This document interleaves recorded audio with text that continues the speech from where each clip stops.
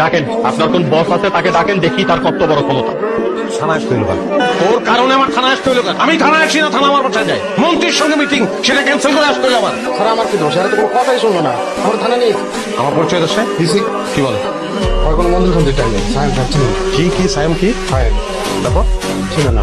Congratulation, বিশাল ক্ষমতাশালী জায়গায় তুই চলে আসছো। বাহ, কি হচ্ছে আমার এখানে?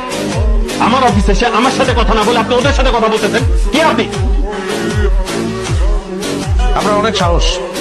আপনি আমার গাড়ি আটকাইছেন, আমার ড্রাইভারকে আটকাইছেন, কারণ আপনি আমাকে চেনেন না। সায়ন চৌধুরী, সিআইপি, আপনাদের থেকে অনেক বড় বড় হেড বড় অফিসারদেরকে স্যার বাম পকেটে নিয়ে ঘোরেন। মন্ত্রী সুলতান মাহমুদ, আমার চাচা, মন্ত্রী ফিরোজ আলম, তোমার ফুপা। আপনাদের আইজি টিআইজি সবাই স্যারকে শুনিয়ে করে চলে, আর আপনি স্যারকে থানায় আসতে বাধ্য করছেন। How dare you! এই কথা বলো না, কি কথা বলো?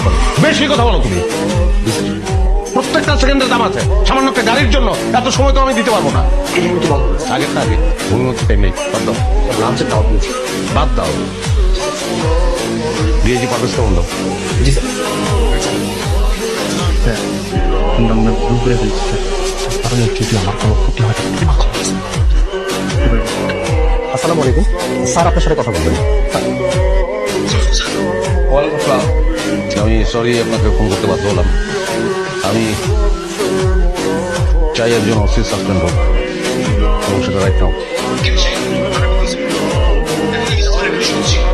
না, তাকে সাসপেন্ড কেন করতে হবে সেটা শুনবেন না আপনি?